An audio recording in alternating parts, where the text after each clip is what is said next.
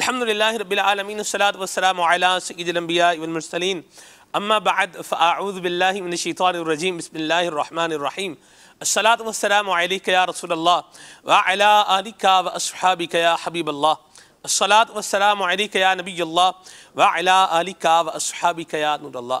नबी पाक सल्लल्लाहु अलैहि वसल्लम ने इरशाद फरमाया कि जिसने किताब में मुझ पर दुरूद पाक लिखा तो जब तक मेरा नाम उसमें रहेगा फ़रिश्ते लिखने वाले के लिए इस्तिग़फ़ार करते रहेंगे।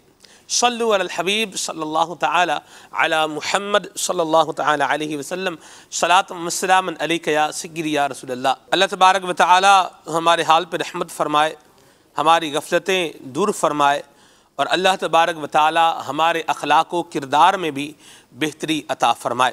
ये माह रमज़ान मुबारक है, इसकी बरकतों को बंदा अगर चाहे तो अपनी ज़िंदगी में हमेशा के लिए ऐड कर सकता है और वो इस तरह से कि बुरी आदतें हैं उनको छोड़ दे, बुरे अखलाक हैं, बुरी बंदे की जो यूँ कह लीजिए कि हैबिट्स हैं उनसे अपनी जान छुड़ाए और अच्छाई की तरफ आ जाए। तो यूँ हम कह सकते हैं कि माह रमज़ान की ये बरकतें सारी ज़िंदगी के लिए हमारा साथ दे सकती हैं, हमारे साथ रह सकती हैं। अल्लाह हमें ये नसीब फरमाए। आज के सिलसिले का मौजू हमने रखा है बुज़ुर्गों के अखलाक, अल्लाह वालों के अखलाक। नबी पाक सल्लल्लाहु तआला अलैहि वसल्लम के मुबारक अखलाक, नबी करीम अलैहिस्सलाम के सहाबा किराम अलैहिमुर रिदवान के अखलाक, औलिया किराम के अखलाक, ताबईन के अखलाक, अल्लाह अकबर, क्या ही उम्दा, क्या ही आला अखलाक ये हुआ करते थे। इस पर इंशाअल्लाह अज़्ज़ व जल आज हम बात करेंगे। और जिन्होंने नबी करीम सल्लल्लाहु अलैहि वसल्लम के अखलाक से हिस्सा पाया है, आका करीम अलैहिस्सलातु वस्सलाम की इत्तिबा को अपना जो यूँ कह लीजिए कि नक्श कदम बनाया है, वो लोग ज़माने के अंदर दुनिया और आखिरत की कामयाबियाँ समेटने वाले करार पाए हैं। अल्लाह तबारक व तआला हमें भी ये बुज़ुर्गों के अखलाक में से हिस्सा और फैज़ान नसीब फरमाए और ख़ाली गुफ्तगू की हद तक रहने की बजाय अल्लाह तबारक व तआला हमें अमल की दौलत भी अता फ़रमाए। ये बुज़ुर्गों के अखलाक नबी करीम अलैहिस्सलातु वस्सलाम के आला और उम्दा अखलाक का एक परतव हुआ करते थे और इन अखलाक को अपनाने से इंसान की ज़िंदगी इतनी हसीन, इतनी ज़बरदस्त, इतनी पुरसुकून और इतनी प्यारी हो सकती है कि शायद उस ज़िंदगी का हम तसव्वुर कर रहे हों। बाज़ औक़ात ऐसा होता है कि तसव्वुर हमारा बहुत अच्छा होता है लेकिन जो काम होते हैं वो उस तसव्वुर तक बंदे को नहीं पहुंचा सकते, उस डिज़ायर तक बंदे को नहीं पहुंचा सकते। अल्लाह हमारे हाल पर रहमत फरमाए। बुज़ुर्गों के अखलाक तो जैसे हैं बड़े शान वाले हैं, उनका जिक्र तो होगा ही, लेकिन हमारे अखलाक कैसे हैं? आम माशरे में लोगों के अखलाक, लोगों की आदात ये किस तरह की हैं और किस तरह के अखलाक होने चाहिए। बड़े अफसोस के साथ ये बात मैं आपके साथ शेयर कर रहा हूँ।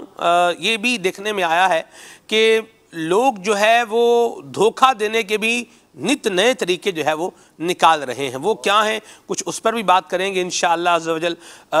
खुद जो है यूँ कह लें खुद गर्जी ये भी बहुत बढ़ रही है, इस पर भी इंशाअल्लाह अज़्ज़ व जल कुछ बात करेंगे और बुज़ुर्गों के अखलाक और किरदार, इनका अंदाज़ कैसा था, कुछ इस पर भी बात करेंगे। हमारे बहुत ही प्यारे मुबल्लिग़ दावत इस्लामी हज़रत मौलाना हाफिज़ मोहम्मद अशफ़ाक़ मदनी ज़ीदा लुत्फ़ुहू हमारे साथ सिलसिले के अंदर मौजूद हैं और आज मैंने यूँ कह लें कि बित्तकल्लुफ़ जो है वो दुआ को चेंज किया है।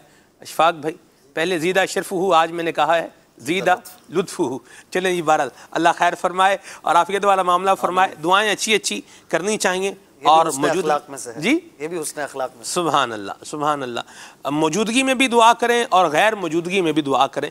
अल्लाह करीम हमें अपने मुसलमान भाइयों के लिए अच्छी दुआएं करने की भी तौफीक अता फरमाए। बद दुआएं तो लोग दे रहे होते हैं बाद वक़्त मुँह भर भर के, और दुआएं देने का मामला ये उमूमी तौर पर इतना ज़्यादा नहीं होता जितना कि होना चाहिए। चलें इस पर भी कुछ बात करेंगे। तिलावत कलाम पाक आइए सुनते हैं और फिर आगे बढ़ते हैं। सल्लु अलल हबीब सल्लल्लाहु तआला अला मुहम्मद। अऊज़ु बिल्लाहि मिनश शैतानिर रजीम। बिस्मिल्लाहिर रहमानिर रहीम। नून वल क़लम वमा यस्तुरून। मा अंत बिनिअमति रब्बिका बिमजनून। व इन्न लक लअजरन गैर ममनून। व इन्नक लअला खुलुक़िन अज़ीम फसतुबसिरु व युबसिरून बिअय्यिकुमुल मफ्तून इन्न रब्बक हुवा अअलमु बिमन ضل عن سبيله وهو أعلم بالمهتدين فلا تطع المكذبين ودوا لو تدهن فيدهنون ولا تطع كل حلاف مهين هماز مشاء بنميم مناع للخير معتد أثيم عتل بعد ذلك زنيم آمنت بالله صدق الله العظيم माशाअल्लाह। आयात के हवाले से कुछ मदनी फूल भी अता फरमाए। हमने सूरह कलम 29वें पारे इसकी चंद आयतें इब्तिदाई तिलावत की। सबसे पहले तो इसमें अल्लाह तबारक व तआला ने कलम की कसम याद फरमाई है जी, और फिर इस कसम की जो मुराद है, एक तो उस शय को भी मुशर्रफ करना होता है, उसकी ताज़ीम और एज़ाज़ बयान होता है जिसकी कसम अल्लाह पाक याद फरमाए। सुभान अल्लाह। कुरान पाक में मुजाहिदीन के घोड़ों की, उनके सफ़ों की, उनकी आवाज़ों की कसम याद फरमाई गई। तो ये अंदाज़ है किसी को एज़ाज़ बख्शने का। सुभान अल्लाह। इस तरह की ताकीद के बाद जो कलाम होता है ना, वो कलाम भी और ज़्यादा मुअक्कद और मुशर्रफ हो जाता है। सही। तो नबी करीम सल्लल्लाहु अलैहि वसल्लम की गोया बड़ी प्यारी नात अल्लाह पाक ने बयान फरमाई सुभान अल्लाह कि मा अंत बिनिअमति रब्बिका बिमजनून व इन्नका लअजरन गैर ममनून व इन्नका लअला खुलुक़िन अज़ीम। हबीब, आप मजनून नहीं हैं, पागल नहीं हैं, माज़अल्लाह, आप तो बड़े अक्लमंद हैं, सबसे बड़े अक्लमंद हैं। मजनून, शायर और काहिन आप सल्लल्लाहु अलैहि वसल्लम को तंग करने, ईज़ा देने के लिए कुफ़ार कहा करते थे। अल्लाह पाक ने आपके लिए जो दिल की तसल्ली का सामान था वो बयान किया और फरमाया आपके लिए बड़े इनामात हैं, और आप सबसे बड़ा इनाम जो यूँ समझ लीजिए हुस्न माशरत का है। अगर इसको देखा जाए तो कि अल्लाह ताला की अता से बहुत अजीम अखलाक पर फाइज़ हैं। आपकी खूबू बड़ी निराली है। सुभान अल्लाह। आला हज़रत ने इसको खूबू से ताबीर बड़ी किया। शान वाली है। तो आप सल्लल्लाहु अलैहि वसल्लम की जो अखलाक अज़ीमा की शान है वो बयान की। फिर इसके साथ ही कुछ आपके दुश्मनों के बुरे अखलाक भी यहाँ पर बयान किए गए। ज़िम्नन अगर इनको जनरली देखा जाए तो तमाम कई बुरे अखलाक का यहाँ पर इहाता किया गया, चुगलखोरी का और इस तरह से झूठ बोलने का और इस तरह का जो मामला, झूठी कस्में खाने का, हद से बढ़ जाना, बिल्कुल बिल्कुल, अच्छाई से रोकना, बुराई वाले काम खैर करना, से रोकना जो है जी। तो इस तरह बदकारी का भी यहाँ पर जिक्र एक पर्सपेक्टिव में आया। तो इन शॉर्ट ये कि आप सल्लल्लाहु अलैहि वसल्लम के निराले अखलाक का जिक्र और फिर आपके दुश्मनों के बुरे अखलाक का बयान भी किया गया ताकि हम उससे बचे भी और अपने आका व मौला सल्लल्लाहु अलैहि वसल्लम की मोहब्बत भी हमारे दिल में बैठे। आपके अखलाक अज़ीमा क्या थे उस पर भी इंशाअल्लाह आज मदनी फूल होंगे जैसे आपने फरमाया।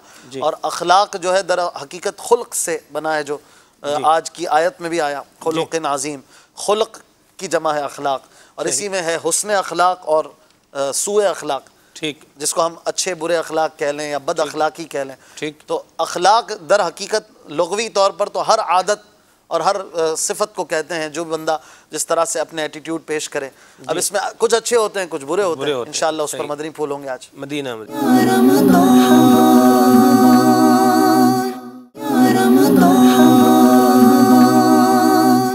अल्लाह तबारक व तआला हमें नबी पाक सल्लल्लाहु अलैहि वसल्लम का ये सदका और ये फैज़ान नसीब फरमाए कि नबी करीम अलैहिस्सलाम के अखलाक उम्दा थे। अल्लाह करे हमारे भी अखलाक उम्दा बन जाए। जिस मौजू पर बात मैं करना चाह रहा हूँ आज इब्तिदा में ही, वो ऐसा मौजू है कि हैरान कुन है। अल्लाहु अकबर। मैंने एक वीडियो देखी, उसमें ये था अदनान भाई कि एक बंदा जो था वो एक फ्रूट था वो तुलवा रहा था, फ्रूट वाले के पास खड़ा था, महंगा फ्रूट था अशफाक भाई। उस बंदे ने वो 3-4 किलो फ्रूट लिया, वज़न कितना ये तो मुझे नहीं पता, पर उसने फ्रूट लिया और फ्रूट लेने के बाद जब वो फ्रूट वो से तराजू से वो बंदा शापर में डाल रहा था, वो फ्रूट बेचने वाला, तो इसी दौरान जो उसने फ्रूट वाले ने उसको बातों में लगा लिया, बातों में लगाया और क्या किया, उसका जो फ्रूट जो उसने लिया हुआ था शॉपर, वो उसने नीचे जो डंडे थे रेडी के साथ वो लगाए हुए थे, वो उस पर टांक दिया, और वो जो कम वजन वाला वहाँ फ्रूट का थैला पहले से तैयार था शॉपर, वो उठा के उसको टिका दिया और उसको जनाब वहाँ से भेज दिया। ये और दूसरा मैंने ये देखा चेरी के ऊपर, चेरी के उसको चेरी लीची के ऊपर, हाँ लीची के ऊपर वो रंग नहीं, वो जो हम दरवाजों पर करते हैं दरवाजों स्प्रे वाला रंग, हाँ जी, जो उमूमी तौर पर वॉल चॉकिंग में भी लोग यूज करते हैं, वो लीची के ऊपर जनाब अली वो स्प्रे मारा जा रहा है जी, रेड कलर, अल्लाह ही जाने अजीब सा कलर था वो, कलर रेड होगा गालिबन उसमें, वो लीची पे तो ठीक है। ये देखा। अच्छा, उससे पूछा गया भाई ये अल्लाह के बने तुम क्या कर रहे हो, ये खतरनाक रंग जो है फ्रूट के ऊपर तुम कर रहे हो। उसने कहा ले सारा शहर कर रहा है, मैंने कर लिया तो कौन था जो है वो कौन सी आफत टूट पड़ी है। ये दूसरा। तीसरा, ये तरबूज बेचने वाले को मतलब देखा कि वो उसकी भी किसी ने वीडियो बनाई थी, वो थी बरल दूर से बनी हुई थी, तो वो तरबूज वाला क्या कर रहा है कि वो पीस होता है ना जी, जैसे तरबूज में से क्या करते हैं वो पीस निकाल के लालो लाल जनाब हैं जी, वो दिखा रहे हैं। अल्लाह अकबर। किसी ने कहा कि लाल तरबूज जो है वो किसी किस्मत वाले को मिलता है, तो ये भी बार एक बात है, इसको मैंने आधा बयान किया। सलमान भाई मजे की बात है जी, एक क्योंकि जैसे आप जिसका जिक्र कर रहे हैं कि इंजेक्शन लगाकर भी लाल कर देते हैं, नहीं वो तो रंग लगा के लाल कर रहा था हुजूर। अच्छा, रंग नहीं होता जी, ये रेड कलर। सलमान भाई जैसे सही बयान फरमा रहे हैं, सेब के ऊपर भी है जी, और सेब के ऊपर जो कलर देने के लिए उसमें वैक्स की कोटिंग कर दी यूज कर रहे हैं। वैक्स क्या होता है डॉक्टर साहब? वैक्स मतलब ये है जैसे चमकता रह रहेगा वो, ओ हो मोमी कोटिंग होती है उसके ऊपर, कोई चीज खराब नहीं करेगी। ये अखलाक बन रहे हैं अशफाक। थोड़े दिनों पहले मैंने एक तरबूज खरीदा था, अच्छा, मेरे साथ गुजरी तो मुझे बड़ा फील हुआ कि यार क्या क्या होता होगा। कितने रुपए किलो खरीदा? तो जो रेट है और उसका 50-60 रुपए किलो चल रहा है। सही। अच्छा वो था, लाल भी था, लेकिन पता चला उसमें एक फील हुआ थोड़ा सा कि ये जो है ना इसमें कुछ स्क्रीन वगैरह मिला हुआ है, कोई चीज़ इंजेक्ट की गई है। अब मेरे उठने से पहले ही बच्चों ने तो कुछ खा लिया था, खैर मैंने तो उसको फिकवा ही दिया, वो लग रहा था बाकायदा स्मेल भी उसकी फील हो। तो बच्चे तकरीबन मेरे 2-3 दिन बीमार रहे, बुखार, उल्टियाँ, और बाकायदा वही डॉक्टर के बकौल भी के वो उसका कुछ फूड का कुछ है। तो इस तरह के मामलात आम है। मुझे कल एक मैसेज आया जोएब भाई, बड़ा अजीब मैसेज, मैं हैरान था, नया एक टेक्स्ट सुनने को मिला कल। मुझे तो दुआओं के लिए कहा कि हम बड़े परेशान हैं कि वालिद साहब जो है ना वो ज्वेलरी तुलवाने के लिए ज्वेलर के पास गए। तुलवाने का मतलब ये कि वो चेक करवाने के लिए कि ज़कात देनी है तो क्या कितने है, कितना वजन है हमारे, वेट करवाने के लिए। ठीक। तो जैसे ही दुकान में घुसे अपना मुद्दा बयान किया, भाई तुलवाने वेट कराना है, जो भी आपके पैसे वगैरह वो लेकर कर देते हैं। तो जनाब अभी ये घुसे हैं और ये अपनी वो कुछ कपड़े में छुपा के लाए थे, तो लाइट चली गई, लाइट गई, और इसके बाद थोड़ी देर बाद लाइट आई। घर पहुँचे, घर पहुंचकर जब वो कपड़ा खोला ना तो उसके अंदर आर्टिफिशियल ज्वेलरी पड़ी हुई थी, और जो उनका सोना था ना वो गायब था। अब उनका ये गालिब गुमान ये था कि जो लाइट गई इस दौरान एक अंधेरा सा हो गया था, इस जगह पे होगी दुकान कि भाई अंधेरा हो गया, और उसी में उन्होंने कोई ऐसी टेक्निक से उनका असली सोना निकाल के आर्टिफिशियल रख लिया, कि वो कपड़ा खुला हुआ था और उसकी दस्तरस में था जिसको वो तुलवाने के लिए वेट के लिए दिया था। एक नया तरीका हो सकता है कि जो भी आता हो लाइट वो बंद करते हों और इस तरह करते हों। तो ये क्या मतलब कहिए कि लोगों की बदअखलाकियों का क्या आलम हो गया है कि कैसे कैसे लूटने के अंदाज है। बदअखलाकी के साथ ये धोखाधड़ी भी तो है बज़ाहिर लगता है, और मेरे ख्याल से एक अंदाज की ये डाकाज़नी भी कहलाएगी कि इन्होंने तो बाकायदा यानी दिन दिहाड़े वाला ही मामला है। इसको आप कह सकते हैं लूट मार का मुहज़्ज़ब। उस फैमिली की पोजीशन कैफियत क्या होगी, थोड़ा करके बंदा गरीब आदमी कुछ 2-4 तोले 5 तोले बना लेता है, कुछ बच्चियों का होता है। अच्छा, जैसे अशफाक भाई अर्ज कर रहे हैं ना, उसकी क्या कैफियत होगी। अब आप ये सुने जो ये कर रहा है उसकी क्या कैफियत होगी। अल्लाह शरई तौर पे तो आप रहनुमाई देते ही है। अब ये इत्तेफाक की बात है, ये मेरे पास ये डॉक्यूमेंट मौजूद है जी, ये मैंने करा था रिसर्च इस पर। इसमें इतनी नंबर ऑफ बीमारियां लिखी हुई हैं उन लोगों की जो झूठ बोलते हैं और आदतन झूठ बोलते हैं और लोगों को धोखा देते हैं। जिस वक्त बंदा झूठ बोल रहा होता है उसकी बॉडी में डायनेमिक्स चेंज हो रहे होते हैं। जब इंसान सच बोलता है तो इंसान का दिमाग का सिर्फ एक एरिया काम करता है, वो एरिया जो मेमोरी का है। जब बंदा झूठ बोल रहा होता है तो उसके 4 दिमाग के हिस्से काम कर रहे होते हैं, क्योंकि उसको कोऑर्डिनेट करना होता है कि सारे के उसको स्टोरी मेकिंग करनी होती है, तो वो 4 एरिया दिमाग के काम कर रहे होते हैं। उसमें फिर इसको याददाश्त याद नहीं रहती कि मैंने किस टाइम क्या बोला था, किसको क्या झूठ बोला है। आप जिस टाइम वो चीज़ डिलीवर कर रहा है, अगर उसकी डायनेमिक्स आप पढ़ें, स्टडी करें, उस टाइम उसका ब्लड प्रेशर हाई होता है, हार्ट रेट उसका हाई हुआ होता है जी, ब्लड प्रेशर हाई है, हार्ट रेट उसका हाई है। एक हार्मोन होता है कॉर्टिसोल के नाम से, ये हार्मोन, ये हम मेडिकल उसमें ये समझा जाता है जैसे हम किसी ख़तरनाक सिचुएशन में आए तो वो हार्मोन रिलीज़ होता है, बॉडी को प्रिपेयर करता है कि हम किसी ख़तरनाक काम गए, जैसे किसी लड़ाई करनी है या कोई एक्सीडेंट हो गया है, तो वो हार्मोन रिलीज़ हो जाता है बॉडी में, या किसी खतरनाक जगह से गुजर रहे हैं तो बंदे को तैयार कर देगा, अब वो हार्मोन रिलीज़ होता है। अब ये झूठ बोलने में भी रिलीज़ होता है। अब ये इसका रिजल्ट है जस्ट लाइक स्टीरॉयड। अच्छा, अब स्टीरॉयड की अपनी कॉम्प्लिकेशन है। एक तीसरा, फ्रीक्वेंटली ये लिखा हुआ, इत्तेफाक की बात है, या हाथ में नंबर ऑफ बीमारियां लिखी हुई हैं, ये शायद गुदूद की बीमारियां, डायबिटिक की बीमारियां, मेटाबॉलिक सिंड्रोम लिखे हुए हैं यहाँ पे। इनकी से बॉडी के जो डायनामिक्स, इस पे मैं भी मज़ीद तहकीक कर रहा हूँ कि जो अक्सर जो धोखा देते हैं या झूठ बोलते हैं, इनके चेहरों पे कुछ शायद कलर आ जाता है। अभी कॉर्टिसोल जो है ना, जहाँ से रिलीज़ होता है वहाँ से एक और हार्मोन भी रिलीज़ होता है जो आपके स्किन के कलर के लिए रिस्पॉन्सिबल होता है। जब वो ज़्यादा मिकदार में रिलीज़ होगा तो वो आपका चेहरा थोड़ा डार्क होना शुरू हो जाएगा। ये क्लिनिकल साइंटिफिक है, ये बाय चांस मेरे हाथ में मौजूद है। यानी शरीयत के उसूलों को तोड़ना और छोड़ना, ये हमारी अपनी फिजिकल हेल्थ के लिए भी कितना नुकसान आप ये खुद ऐसे एसेस कर लेना। जो बंदा जिस वक्त झूठ बोलने जा रहा है, इसका एग्जाम्पल यहाँ ये दी हुई थी कि इसको सुबह जॉब पे जाना नहीं है और ये बोलना है कि मुझे कुछ हो चुका है, तो वो रात वो बंदा सोता नहीं है, इंसोम्निया का पेशेंट बंदा, क्योंकि उसको स्ट्रेस है क्या मुझे तो सुबह ये बोलना है, वो मेरा कबूल होगा झूठ या कबूल नहीं होगा।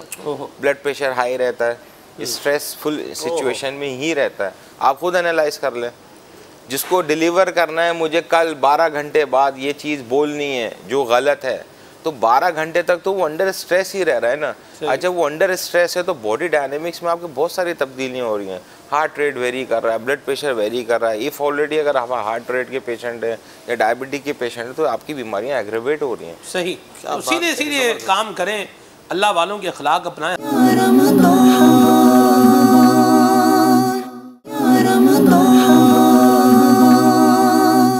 साहब, आजकल का ये हाल और हज़रत सैयदना मोहम्मद बिन मुनकदिर रहमतुल्लाह ताला अलैह की मुबारकबाद। मैं ये चाहूँगा आप ये वाक़या ज़रूर सुनाएं ताकि हमारे नाज़रीन को, हम सबको इस बात की जो है वो अवेयरनेस हो कि हमारे बुज़ुर्गों के अखलाक कैसे थे और हम किस डगर पर चल रहे हैं।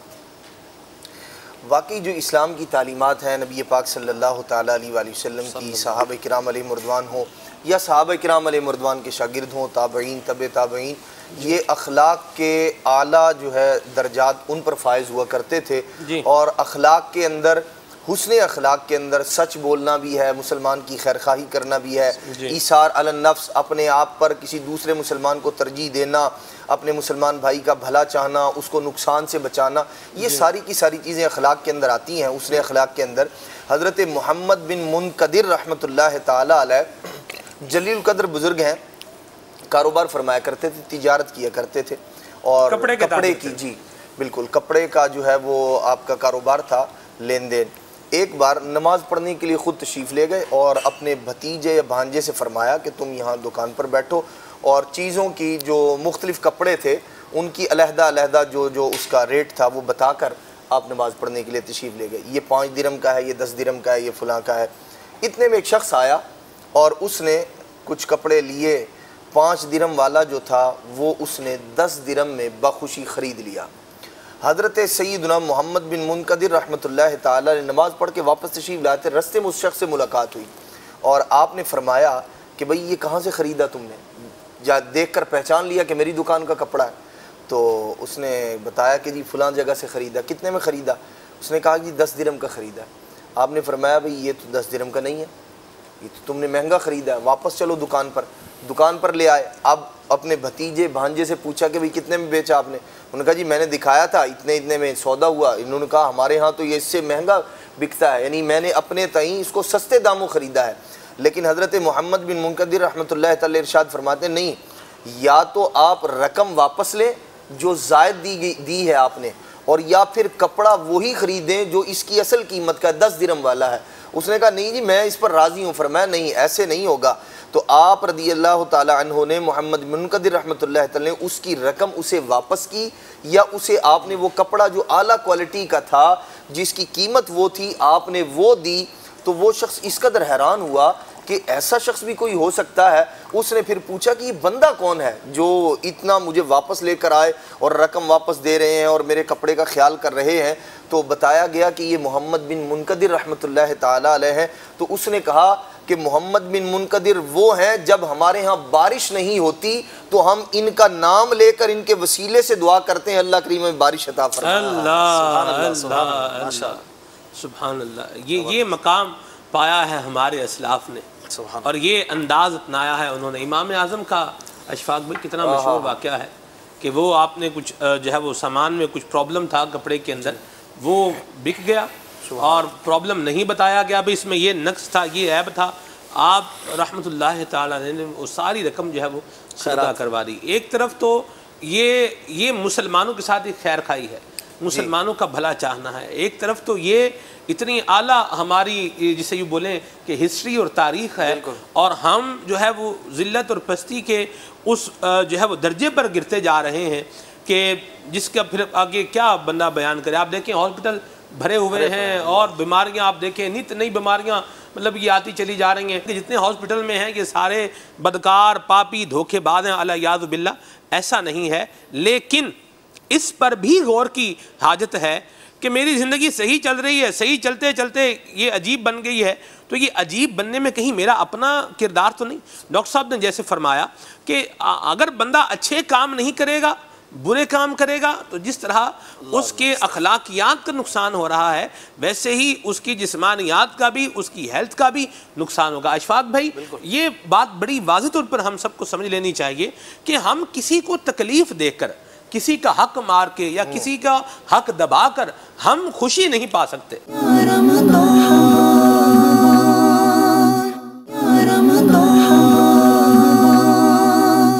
मैं यहाँ ये सवाल करना चाहूँगा आपसे कि लोग कहते हैं कि खाने के ऊपर जो नमक डालते हैं ना वो ज़्यादा हानिकारक है, यानी ज़्यादा नुकसानदेह है, क्या फरमाते हैं आप? नमक सलमान भाई दोनों सूरतों में भी जैसे बताई है मैंने स्टडी, जैसे 10 ग्राम ले रहा है तो अब प्रोटोकॉल ये दिया गया कि कम से कम आप 5 ग्राम तक आप कंज्यूम कर सकते हैं। ठीक है, सही। अब ये तायुन कैसे हो कि नमक कहाँ है? ज़्यादातर जो कॉम्प्लिकेशन मैंने तो यूँ अर्ज़ ये की है कि ये सारी बीमारियां ब्लड प्रेशर, हार्ट फेलियर, फालेज, गुर्दे फेलियर, ये सारे लिंक्ड होते हैं विद हाई ब्लड प्रेशर के साथ। है। इसकी और भी वजूहत होते हैं, लेकिन एक पॉइंट मैंने लिया था वो चीज़ कि नमक जिस पे हम कंट्रोल कर सकते हैं और इसीलिए इसको बोला जाता है कि प्रिवेंटेबल डिजीज़ है, इससे आप बच सकते हैं। अब नमक के इन फॉर्म में घर में आप खाना खा रहे हैं उसमें आप एहतियात कर सकते हैं एक, लेकिन बाहर के जो खाना खा रहे हैं फिर बेकरी के आइटम जो आप इस्तेमाल करते हैं इसके अंदर सॉल्ट असाइन नहीं होता, कितना नमक है कितने खा रहे हैं। दूसरी सॉफ्ट ड्रिंक का इस्तेमाल आ जाता है, फिर उसके बाद आपके एनर्जी ड्रिंक्स का इस्तेमाल आ जाता है, चाय कॉफ़ी कैफ़ीन इन चीज़ों का इस्तेमाल आ जाता है। ये सारी चीज़ें आपको मिला जुला के नमक का लेवल हाई कर देती हैं। ठीक है, तो जो हाइपरटेंसिव के पेशेंट है ना, इनके तो रिकमेंडेशन ही यही है कि आपको डाइट रिड्यूस करनी है। इवन अगर इनके 2 या 3 कॉम्बिनेशन मिला के मेडिसिन भी दे देना, ये इतनी खतरनाक कॉम्प्लिकेशन की तरफ चले जाएंगे। अल्लाह रहमत फरमाए। डॉक्टर कामरान भी हमारे साथ हैं, डॉक्टर साहब से भी मैं सवाल पूछना चाहूँगा। डॉक्टर साहब, नमक की भी बड़ी किस्में हैं, लाहौरी नमक है तो रिफाइंड सॉल्ट है तो काला नमक है, तो ये परहेज़ किस नमक से करनी पड़ेगी, ये भी कुछ इरशाद फरमाए। ठीक है, नमक तो बहरहाल नमक ही है। अच्छा, लेकिन अमीर सुन्नत ने वो लाहौरी नमक की तरगीब दी है ना, वो मैं रिकमेंड कर देता हूँ, बशर्ते वो जेन्युइन मिल जाए। चलें ये तो वो जेन्युइन मिल जाए। जेन्युइन मिलना ज़रा मुश्किल काम होता है ना, इसलिए बेहतर है एहतियात ही करें तो ज़्यादा अच्छा है। जैसे अभी सलमान भाई ने बताया कि इसमें नमक के हवाले से, आपने खाने के हवाले से पूछा, तो नॉर्मली घरों में खाना तो बहुत थोड़ा ही नमक इस्तेमाल किया जाता है। जब मरीज़ हमारे पास आके बोलते हैं कि जी हम उनको अगर नमक के लिए परहेज़ करने के लिए बोलते हैं कि नमक से आप परहेज़ करें, तो कहते हैं हम तो नमक वैसे ही थोड़ा खाते हैं। तो वो थोड़ा ही नमक डाला जाता है, ज़्यादा नमक ऊपर से कोई भी नहीं डालता। आप 2 समोसे थोड़ा ही नुकसानदेह होता है। फास्ट फूड है मेरे ख्याल से, इसके अंदर वैसे भी नमक की मिकदार ज़्यादा होती है जो एडिक्शन की तरफ भी लेके जाती है। बिल्कुल। तो फास्ट फूड का मेरे ख्याल से जो इस्तेमाल करते हैं वो ज़्यादा इनटेक है उनकी जो सॉल्ट की है। ये तो आप आसानी नहीं कर सकते ना, जैसे वो फ्रेंच फ्राइज़ है उस पर कितना नमक गया हुआ है, वो आपने कंज्यूम कर लिया, इसके रिज़ल्ट 1 दिन में 2 दिन में नहीं मिलते, इसके रिज़ल्ट कुछ आगे जाके मिलते हैं। पेशेंट आप लोगों के अवेयरनेस में, बाईपास सर्जरी के पेशेंट, फालिज के पेशेंट, डायलिसिस के पेशेंट, ये इनका अगर आप हिस्ट्री डिटेल में लेंगे तो यही मिलता है कि आप ब्लड प्रेशर है। इवन कि एक बहुत सारा मोस्ट कॉमन चीज़ ये है कि वालिद साहब सही थे, रात में ठीक ठाक थे, सुबह उठे तो इनके एक हाथ और पैर काम नहीं कर रहा, तो भाई अब उनको लेके गए, CT स्कैन कराया, MRI कराया, पता चला इनको इन्फाक्ट हुआ हुआ, यहाँ हिमरेज हुआ है, ब्लीड कर गया। तो फिर पता लगा भाई ब्लड प्रेशर चेक किया, वो 180 क्रॉस समथिंग आ रहा है। तो आपने कभी ब्लड प्रेशर नहीं चेक कराया था? सही, ब्लड प्रेशर तो था ही नहीं जी। ये सिम्टम्स क्या हैं, ये थोड़ा सा ये बताइएगा। ब्लड प्रेशर था कि इसे अमीर सुन्नत ने जैसे गाइडलाइन दी हुई है ना कि हर 6 महीने में 40 साल की उम्र के बाद आप अपने जो रिकमेंडेड टेस्ट दिए हुए हैं पेट के कुफले मदीना में, तो वो टेस्ट आप कराते रहे डॉक्टर से 6 महीने में एक दफ़ा अपना विजिट करा लें। कुछ अगर उम्र कम हो जाए तो भी ज़्यादा अच्छा है। आजकल तो मैं 20 साल 25 साल भी खतरनाक एक सिलसिले के लिए गया था रिकॉर्डिंग के लिए, तो मैं 17 साल के लड़के को देखा कि जिसकी किडनी फेल हो गई थी, और वो वजह उसकी हाई ब्लड प्रेशर ही बताई थी मुझे डॉक्टर ने, कि वो सिर्फ 17 साल की एज में ही हाई ब्लड प्रेशर में उसको ये प्रॉब्लम। मोहल्ले में कुछ अरसे अभी थोड़े दिनों पहले 23 साल के लड़के का वाक़या हुआ जी, उसकी किडनीज फेल हो गई और वो उस बंदे का बेचारे की तो डेथ हो गई जी। हालांकि उसने सब प्रोसेस करवाया, किडनी का ट्रांसप्लांट तक हो गया, मगर बेचारा सर्वाइव नहीं कर सका। उसका जब ये मामला हुआ 1 हफ्ते बाद उसकी शादी थी जी। अल्लाह रहमत की नज़र फरमाए। तो टाइम एहतियात बहुत अच्छी है, वो बहुत दुरुस्त फरमाया। बात कहते हैं कि जो ऊपर का ब्लड प्रेशर है ये इतना खतरनाक नहीं होता, नीचे का जो है ये ज़्यादा खतरनाक होता है। ये नीचे का ऊपर चला जाए तो ज़्यादा खतरनाक है, नीचे का नीचे आ जाए तो भी ज़्यादा खतरनाक है।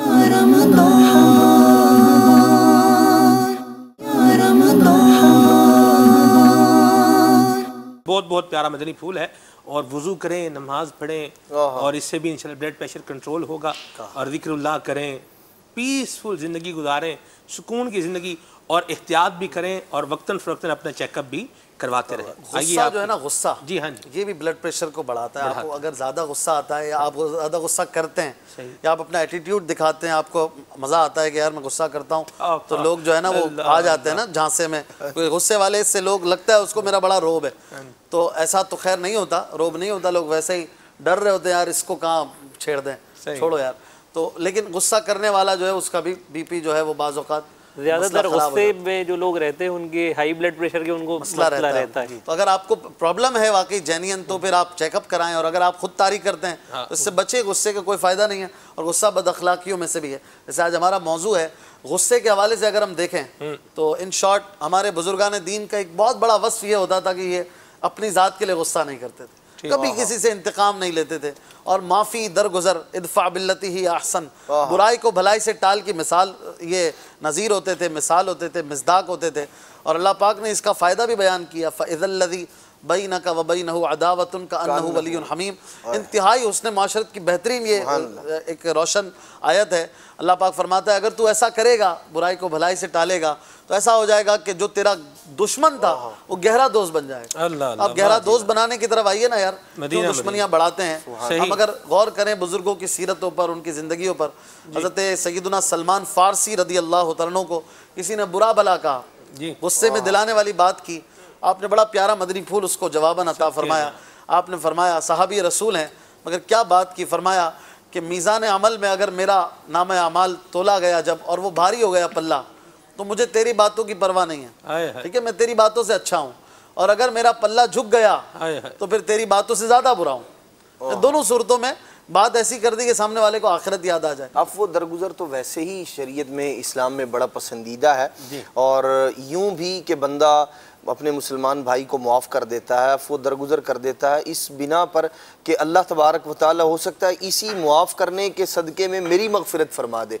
यूँ भी इसकी बड़ी अहमियत है। और हमारे इस्लाफ़ रहमहुल्लाह करीम अहले बैत के चश्मो चिराग़ इमाम ज़ैनुल आबिदीन रज़ी अल्लाह तआला अन्हु जब कनीज़ के हाथ से प्याला गिर गया और आपको एकदम जो है वो खिलाफ़े वाक़े बात हो जाने पर एक तैश सा आया, तो आपने वो कुरान मजीद फुरकान हमीद की उस आयत पर अमल किया, वल काज़िमीन अल गैज़ वल आफ़ीना अनिन नास। आपने गुस्से को पी लिया, आप एहसान भी फरमाया, गुस्से को भी पी लिया, आपने भलाई भी की और उस कनीज़ को आपने आज़ाद कर दिया अल्लाह की रज़ा के लिए। और ये इस तरह का बिल्कुल इसी तनाजुर के वाक़या एक हज़रत इमाम ज़ैनुल आबिदीन रज़ी अल्लाह तआला अन्हु के साथ नहीं बल्कि कई अल्लाह तबारक तआला के औलिया किराम की सीरत में इस तरह के वाक़यात दर्ज हैं। तो हमें घर के अंदर भी अफ़्व दरगुज़र वाला मामला करना चाहिए और घर के बाहर भी अपने मुसलमान भाइयों को मुआफ़ करना इख्तियार करना चाहिए। ये भी हुस्न अखलाक में से है। दुरुस्त फरमाया कि हम जो भी काम कर रहे हैं हम वो करें अल्लाह की रज़ा के लिए। वाह, मैंने काम किया है लिवजहिल्लाह, अल्लाह की रज़ा के लिए इसलिए किया है ताकि अल्लाह राज़ी हो जाए। घर में अगर सहरी का माहौल है और किसी ने किसी को जो है वो कोई चीज़ पेश कर दी है, कोई मतलब खा रहे हैं चीज़ें, कुछ भी सहरी में आप ले रहे हैं, कोई खाने का अच्छा हिस्सा है, आपने वो किसी को जो है वो पेश कर दिया है, दही है वो किसी को दी है, लस्सी है, दूध है, या मुख्तलिफ़ ट्रेडिशन होता है, सहरी का भी अपना अपना अंदाज़ होता है, ये आपने अगर किसी को दिया है तो इसके साथ ये चीज़ ऐड ना हो कि ये भी मुझे दे और ये भी मेरा शुक्रिया तो कम से कम अदा करे। ये मैं आपको सबसे आला दर्जा बता रहा हूँ, इसको भी हटा दें। आप अगर हम लोग अगर किसी के साथ अच्छा सलूक कर रहे हैं तो हम इसलिए करें ताकि हमारा रब हमसे राज़ी हो जाए। किसी के इशार करना हो, किसी को प्रेफर करना हो, किसी को मैं जो है अपने ऊपर तरजीह दे रहा हूँ तो वो इसलिए हो ताकि क्या हो, अल्लाह राज़ी हो जाए। लोगों का क्या है, लोग तो मतलब दुनिया ना राज़ी हुई थी तो ना ही राज़ी हुई है और राज़ी होगी भी नहीं। ये दुनिया को आप जो है वो छोड़ें। वो क्या खूबसूरत शेर कहा किसी ने, उन्होंने कहा कि हमें तो सुरखरू होना है आका की निगाहों में, ज़माने का है क्या नासिर बुरा जाने भला जाने। लोग क्या कहेंगे, लोग तो कहते ही रहते हैं। हम बहरहाल अपना जो जहन है वो ये बनाएं कि हमने जो ये इशार वाला मामला करना है या खैर खाही वाला मामला करना है या हुस्न सलूक करना है, ये किस लिए करना है, लिवजहिल्लाह करना है, अल्लाह की रिज़ा के लिए करना है, अल्लाह ताला की मोहब्बत पाने के लिए करना है, अल्लाह तबारक व तआला की तरफ से इनाम पाने के लिए हमने ये सारा काम करना है। और मैं कुर्बान जाऊँ मेरे मुस्तफ़ा करीम सल्लल्लाहु अलैहि वसल्लम के घराने पर, जनाब अलीउल मुर्तज़ा पर, जनाब सय्यदा फ़ातिमतुज़ ज़हरा रज़ियल्लाहु तआला अन्हा पर, और जो आपकी कनीज़ थी फ़िज़ा, इनके अमल पर कुर्बान जाएं। अल्लाह अकबर। इन्होंने अपना खाना जो है वो एक वक्त में रोज़ा रखा हुआ है सारा दिन में, लेकिन इफ्तार का टाइम है, खाना बना हुआ रखा है सामने, एक आवाज़ आती है मैं मिस्कीन हूँ, पहले दिन मिस्कीन को देते हैं, फिर आवाज़ आती है मैं यतीम हूँ खाना दे दे भूखा हूँ, फिर यतीम को देते हैं, फिर आवाज़ आती है मैं कैदी हूँ भूखा हूँ मुझे खाना खिला दें, फिर वो कैदी को खाना खिला देते हैं। अल्लाह अकबर। अल्लाह ताला ने इनकी तारीफ़ बयान फरमाई, वयुतईमून अत्ताआम अला हुब्बिही मिस्कीनम व यतीमम व असीरा, कि ये घराना, ये मुस्तफ़ा करीम का घराना, ये वो घराना है जो अल्लाह की मोहब्बत में खाना खिला रहा है, किसको, यतीम को, मिस्कीन को और कैदी को। तो हम भी जो भी काम करें इस तरह का अच्छा काम करें, उसमें अल्लाह की रज़ा को फ़ोकियत दें। इंशाअल्लाह अल्लाह ने चाहा तो हमारे साथ भी अच्छा होगा। अच्छा ना भी हो हमारे साथ, अगर अच्छा ना भी हो तो अगर अल्लाह की रज़ा के लिए किया हुआ है तो हमें हमारा मालिक अजर व सवाब ज़रूर अता फरमाएगा। कि फरमाया इन्नल्लाह ला युदीउ अजरल मुहसिनीन, अल्लाह तबारक व तआला नेकोकारों का अजर ज़ाया नहीं फरमाएगा। अच्छी अखलाक, अच्छी आदत अपनाएं। सल्लु अलल हबीब सल्लल्लाहु तआला अला मुहम्मद।